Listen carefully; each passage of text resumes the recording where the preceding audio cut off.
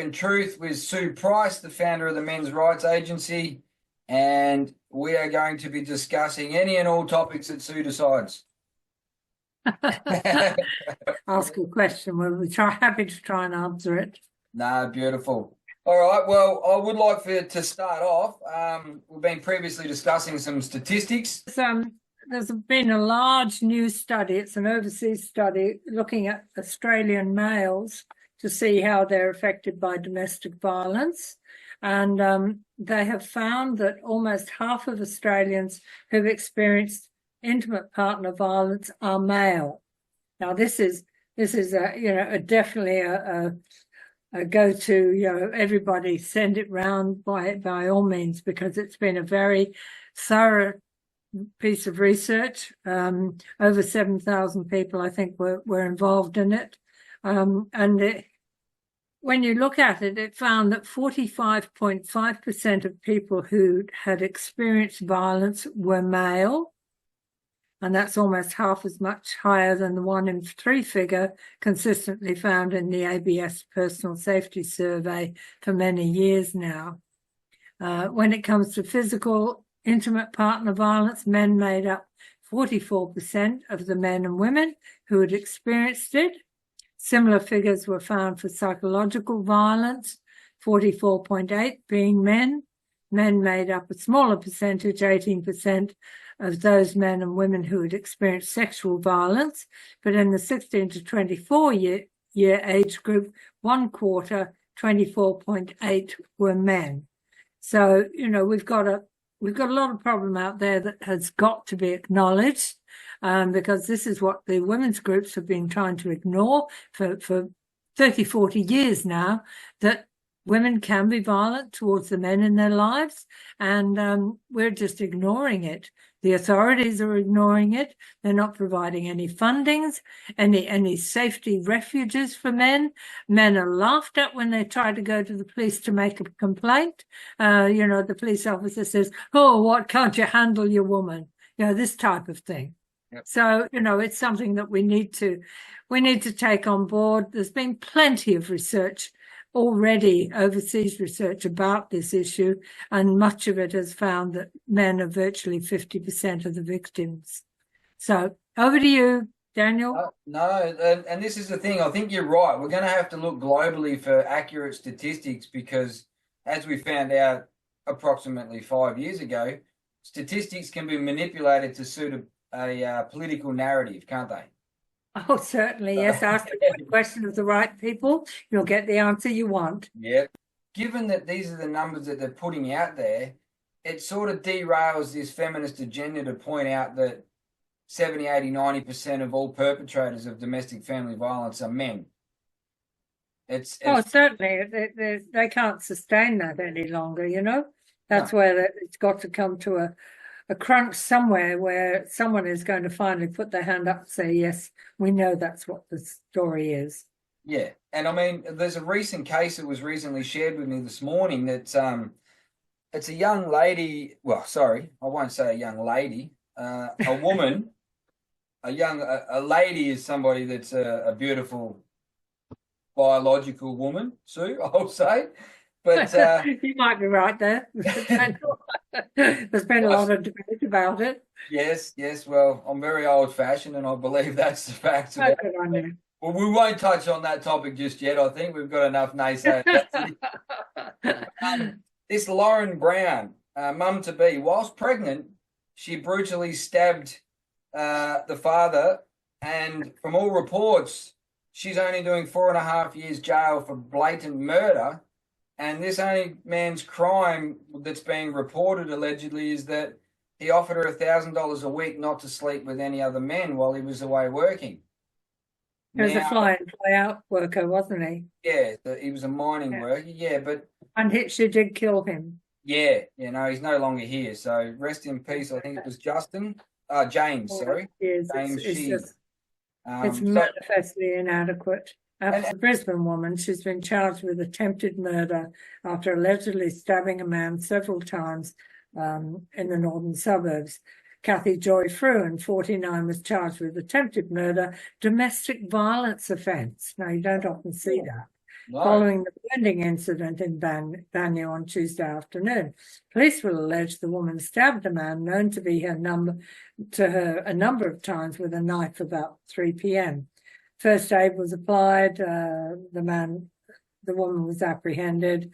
He was taken to hospital with life-threatening injuries. She's denied police bail and will appear on Friday in Brisbane Magistrates Court. But why I raise it, that's the size of the article we get when it's a man who's the victim of a wife or a partner's attempt to kill them. If it was the reverse, if it was the man attempting to kill the woman, we would have front page banner headlines. Oh, yes. Yep. But we don't get that because that's the bias in the media that's been created over the number of years, because the media can only believe that, men are really the problem. They're the ones who are violent. They just don't get the message that, unfortunately, we have greater numbers of women who are violent now than we've ever had before, and particularly young girls. So we've got a real problem coming on, and nobody wants to address it. Well, and I think just touching on that, Sue, this directly comes back to the lack of legal accountability for violent females. They can lie and they can get away with it, which concurs with what was said to me in 2009. I know we're going back a bit, but I attended a Senate hearing on domestic violence, and I've been going on about, false allegations, perjury, etc. And the woman sitting next to me, who was part of the Attorney General's department, she looked at me and she said, "Oh, Sue, I don't think we're ever going to do that, charging women with perjury." Yeah. And that was the attitude. Yeah. So, you've got this problem going right the way through it. Even this article, this piece of research that I mentioned before, it was published originally in the Medical Journal of Australia with a link to the full report. But what they've done, as this article was being written, the MJA have taken down the article in question from their website. They give an address where it should be. And it says this currently brings up an error saying 504 target not responding. The web page you were looking for could not be delivered. But we have Greg Andreessen from the One and Three group has come to the rescue, and he has it on his website. If anyone wants to look at the complete study, they're more than welcome, and people should, so that they can familiarise themselves with the accurate figures that are now available.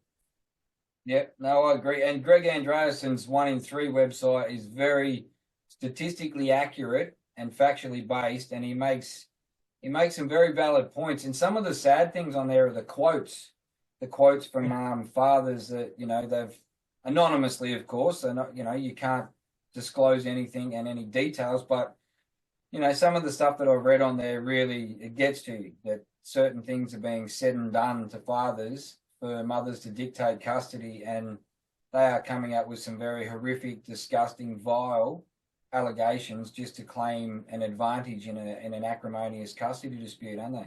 And in the family court, the minute they step into the family court, they're seen as the victim, and the man is seen as the perpetrator, which is a huge disadvantage. Mm.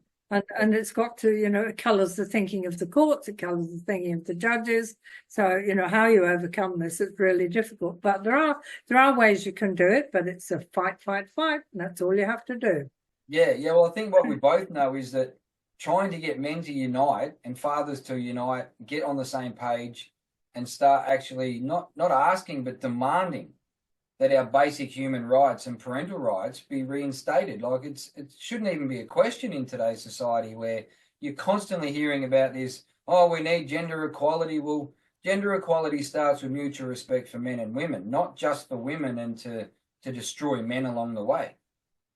There's an article that was just published last month from Stephen Baskerville, who's a pretty well-known American author. He says, a chance to act rather than complain. Nothing is more feminine than talking about your problems without acting on them. And then he's saying, I'm increasingly concerned about the manosphere. The discontent of men is exploding for good reason.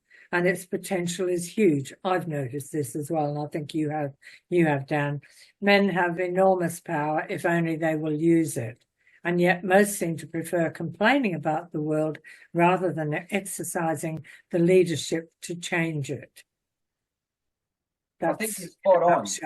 Yeah, spot on. But I think what's not included in that, Sue, is that a lot of men are being destabilized now, and a lot of men have got this inbuilt fear that, as you pointed out in the past, it's reminded of you every time you get a court document. You know, you talk about anything, we'll lock you up. You do anything about it, you'll never see your kids again. So they're keeping people under threat, aren't they?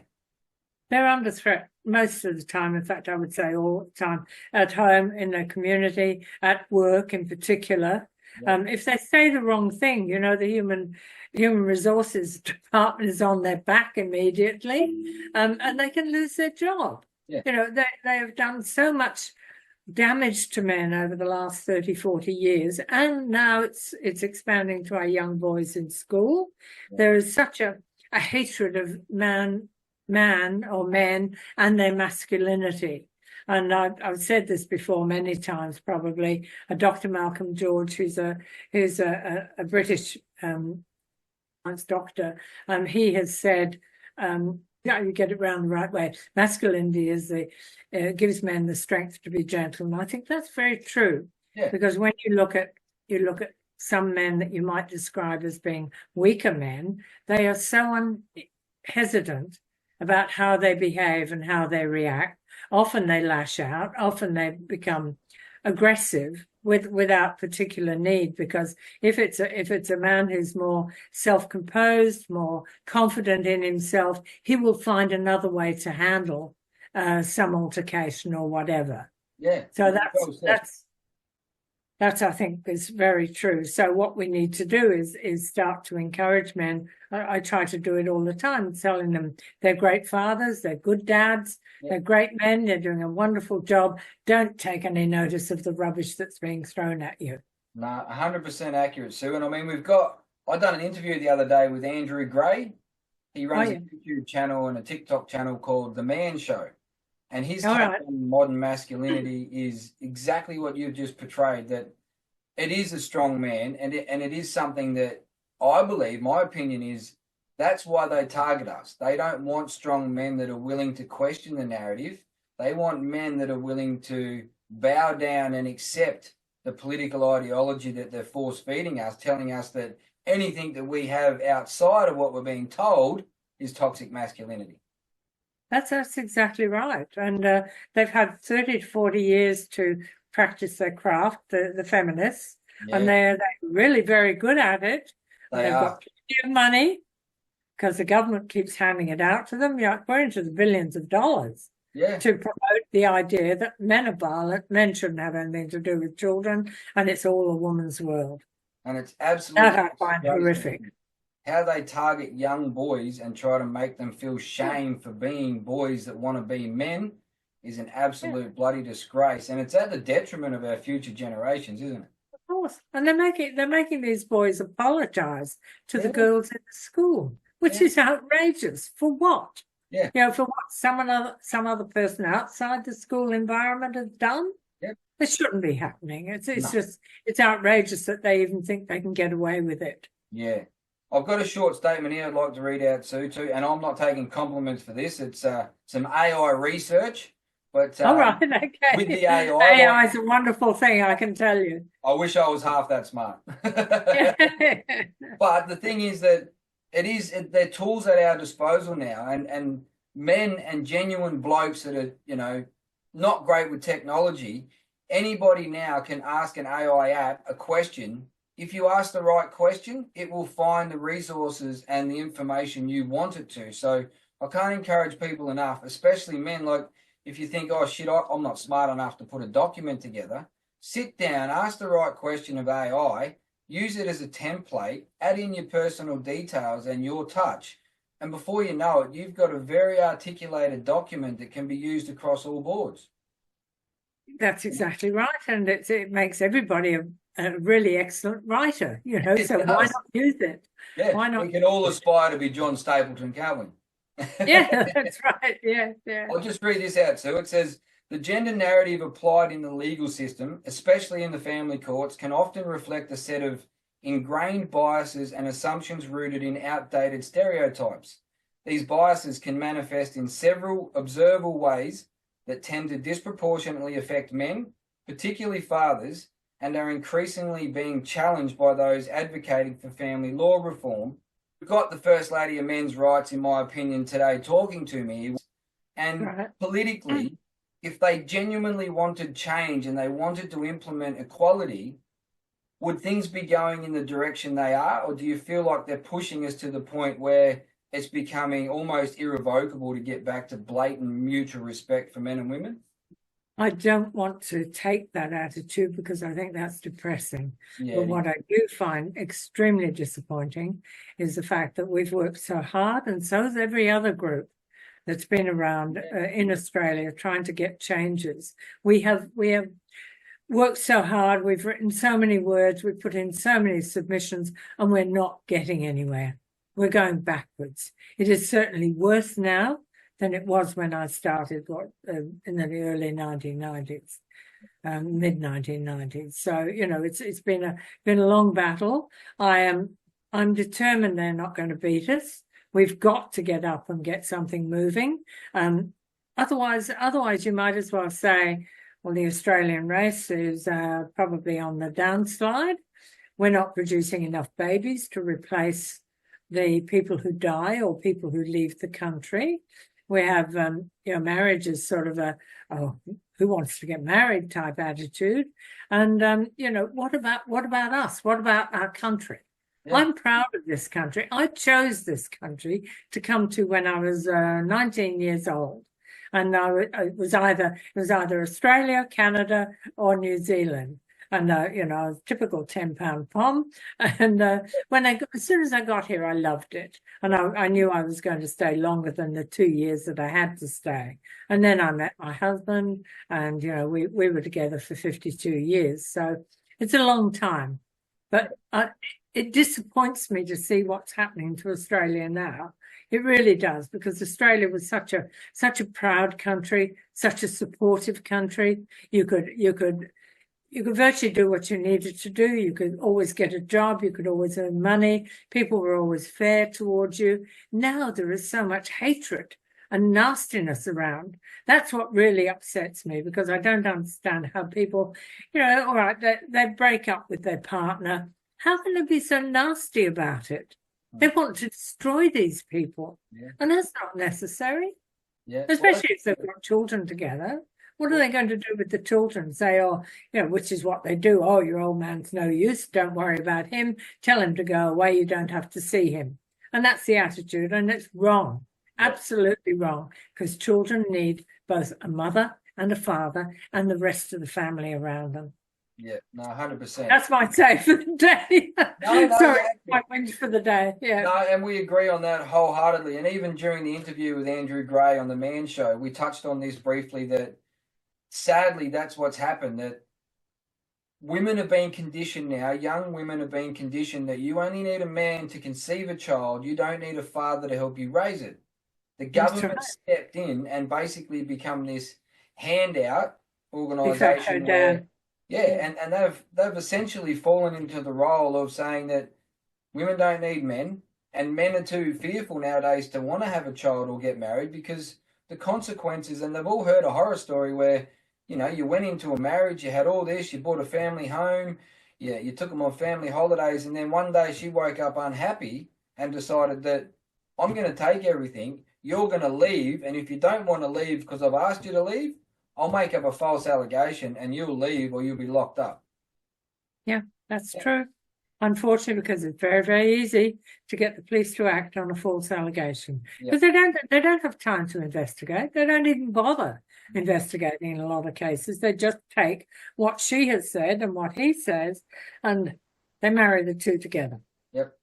And what he says does not carry... I know who's going to be told to leave the house. Yeah, exactly. Well, and I support a lot of blokes, as you do, and some of the stories that I hear are just, police knocking on the door and saying to one gentleman that, your wife's reported that you had an argument 4 years ago, and you've kicked her in the shin. So that's violence. We need you to pack a bag. You got 15 minutes to leave your house. And he's standing there going, well, one, I don't remember the argument. Two, I never kicked her. Three, how do I fight back? Oh, just pack your bags, get out, and then lodge an application in the court. So it's almost like this perfect business model where they allow false allegations to dictate that the court system is going to take away and extract financial out of both sides. Well, that's exactly what happens. But it's when we brought in no fault divorce, it's probably against human nature to be able to walk away and say, "Oh, no fault," or "It's always your fault. It's always somebody's fault." Yeah. So really, this has all been the family court, and the domestic violence has really been transferred to deciding whose fault it was. Yeah. And that can be achieved by making false allegations against the other person, which happens frequently, because they don't have to, all they have to do in the magistrate's court is convince them that they're afraid. Yeah. Fear is the magic word. Yeah. As long as you mention that, you will get your domestic violence order. Then you step into the family court and you'll be treated like, oh, we've got to look after you because you're a victim of domestic violence, and we'll make sure that he doesn't come near you or anything like that. And, you will get a very considered opinion from a judge. Yeah. But the problem is, of course, now, due to Albanese's decision or keenness to support the women's groups, he has now declared that if you have a domestic violence order in place, you can actually claim more of the property settlement. So that's going to have an effect. If you haven't already got your domestic violence order, go and get it, because then you'll get another 20-30% of the property settlement that you wouldn't have got before. No, it's going to create more problems. Yeah, no, you're right. And the other, just touching quickly on that, I think Tony Miller said this to me first that resonated with me. You've got three versions of the truth. There's his, there's hers, and then there's the truth. So, it's, and in one sense, I can sort of understand how a magistrate might have a tricky job. But the issue is that without any hesitation, all women must be believed. Oh, that's definitely true. Yes, all women have to be believed, because women don't lie, children don't lie. Yeah. This is the mantra that we're following, and it's been conditioned. That's how they get their way. Yeah. I can't believe what's happening. There's a very good book. It's an early book that was written about feminism and about women, and it's written by Herbert Purdy. Yep. The book is called Their Angry Creed, and it is well worth it. It's a history of how the women's groups developed, how the feminists developed, how the anger against men developed, and what's gone on. So, it's really feminism. It says here, this is just a report on it, a review of it. I'd like to recommend this book to anyone interested in the true history of feminism from its roots to the modern day. Feminism is hate, pure hate, nothing but hate. And it's all documented quite clearly and chronicled using their own words, writings, speeches, deeds, and activities. Feminism is destroying the foundation of our society and giving people absolutely nothing in return except misery and deep division. No, that's a very accurate description of what's taken place, isn't it? Yes, absolutely. And that's why I think all the women who agree with me, and there are plenty of them, we need to be joined with the men who agree or who've had the wrong thing done by them, and we need to be shouting it from the rooftops. Yeah. I don't care how we do it. We need to make an impression. We need to say to the politicians, enough. Fix the family court. Yeah. Fix the false allegations. Yeah. Get rid of the judges who don't do the right thing, and there are plenty of them. Oh, yeah. So, it'd be a great starting point to address the 47 men a week that are being politically and legally coerced into suicide in this country too, wouldn't it? Well, that's tragic. You know, we have no help for them at all. You know, they sit at home and they wonder as their bank balance diminishes at the hands of the solicitors trying to get them out of a domestic violence order or out of a family court application, and eventually they end up with nothing, and they've lost their children. That's the worst that can happen to them. Yeah. They've lost their home. They've lost their wife that they've devoted several years to and loves her still, probably. I hear that a lot from the men. Yeah. And they're left with nothing. They look around their life and they look at the TV and they think, oh, what the hell? Yeah. No, and I mean, it's got to the point too where you've got podcasts like Jared Purcell's Broken Fathers. Now, the title in itself outlines the issue that we're facing, that systemic abuse is deliberately breaking fathers down, and it's destabilizing men to the point by destroying their family. Once you take away a man's family, majority of men, as you just pointed out, majority of men live for their family. They have a reason for living. That's their reason for living. Yeah, and once you steal that, take it away, then they see no purpose left in life to continue the battle. So a lot of these men, I believe, and statistically it's hard to find the numbers, but a lot of these men are alienated fathers that have tried their darndest, and they're actually probably very similar to me, where they thought, I'm going to lodge an application in the family court because they say the paramount decisions are in the best interest of the children. And then you walk out of there, you've lost everything. You've come out, you've lost your children, your assets, any savings you might have had, and then you're left questioning and trying to comprehend how the bloody hell things turned so bad when you went in there telling the truth. She only used lies and false allegations, but yet she ended up winning. And not forgetting the children have lost their father. Yeah. You know, that's again is the ultimate tragedy for them. Yeah. And you're quite right as to how it's run and how it happens. And those men, I feel for so many of them, and it's really is tragic what's going on. It shouldn't be happening, but you can't treat people like that. Look, turn it around. What if we were treating mothers like that? What do you think they'd be doing about it now? And there'd be hundreds of them walking the street and saying, fix the problem, don't allow it to happen. But we've got nothing for the men, absolutely nothing. They've got the mental health services, and that's about it. Yeah. But these men don't talk. No. They don't go to mental health services. They just quietly sit at home. They look at their bank balance. They look at their loss of their children. They try to talk to their children. Their children won't speak to them, or the mother won't facilitate the phone call. And, so what do? Yeah. They take them. And that's really awful. Yeah.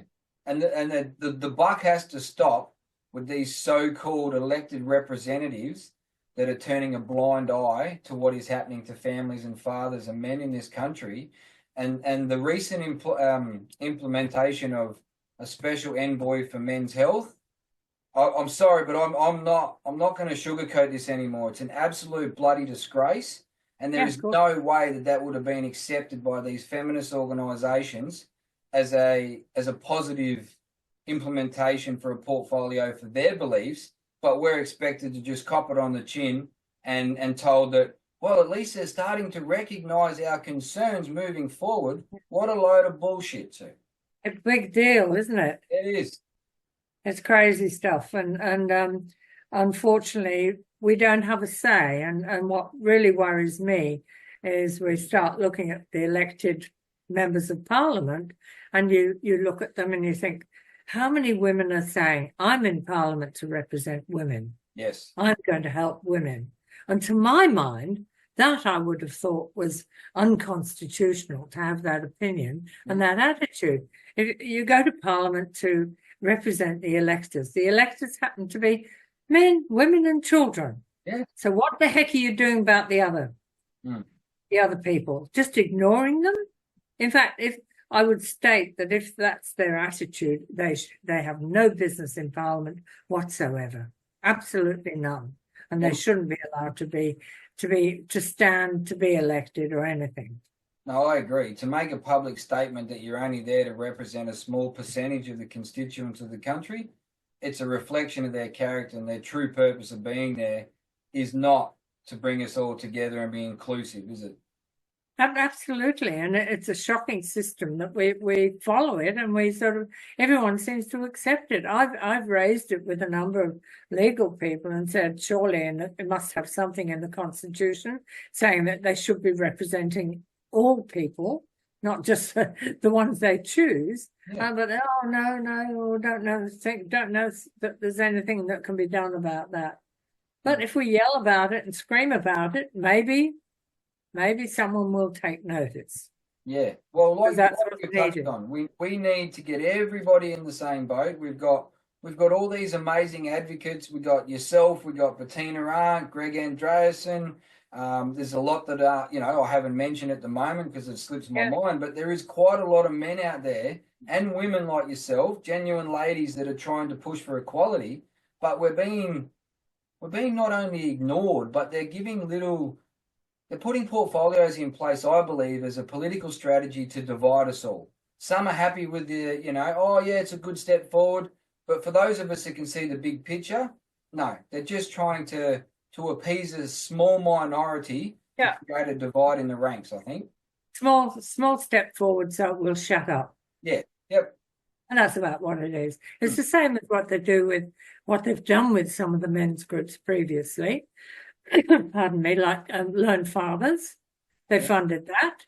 And then unfortunately, when Barry Williams passed on, there was no one to take his place and nobody made any effort to take his place. His website just disappeared. Yeah. It just went. Dads in Distress was the same. Yeah. They funded Dads in Distress and then insisted, I presume, they got rid of Tony Miller, who is a brilliant guy. He has a remarkable ability to put into words how men are feeling and what's going on.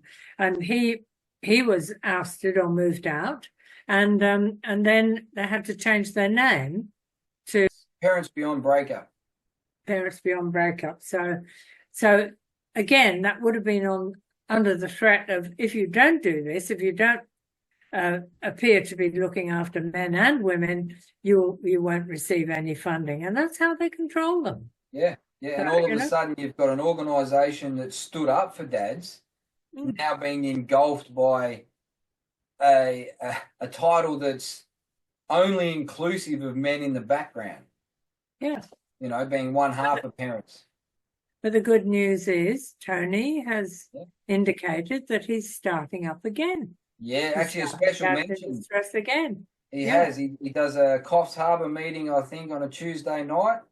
And yeah, like you said, pay the respects to the man. He's brilliant the way he can articulate things, but he's even better at listening than he is of talking, Sue. Like, he'll sit there and just let you have your vent, and then he'll give you an honest assessment. There's no sugarcoating anything with Tony. It is what it is, but he has a way of being able to get through to you to make you understand the bigger picture, so to speak. He's very talented, and he's a great asset to the men who've gone to him, and I hope he keeps going for a number of years yet. No doubt. Really good news. Really good No doubt news. the man has saved thousands of men from taking, that final choice. The ultimate step. Yeah. Yeah. Yeah.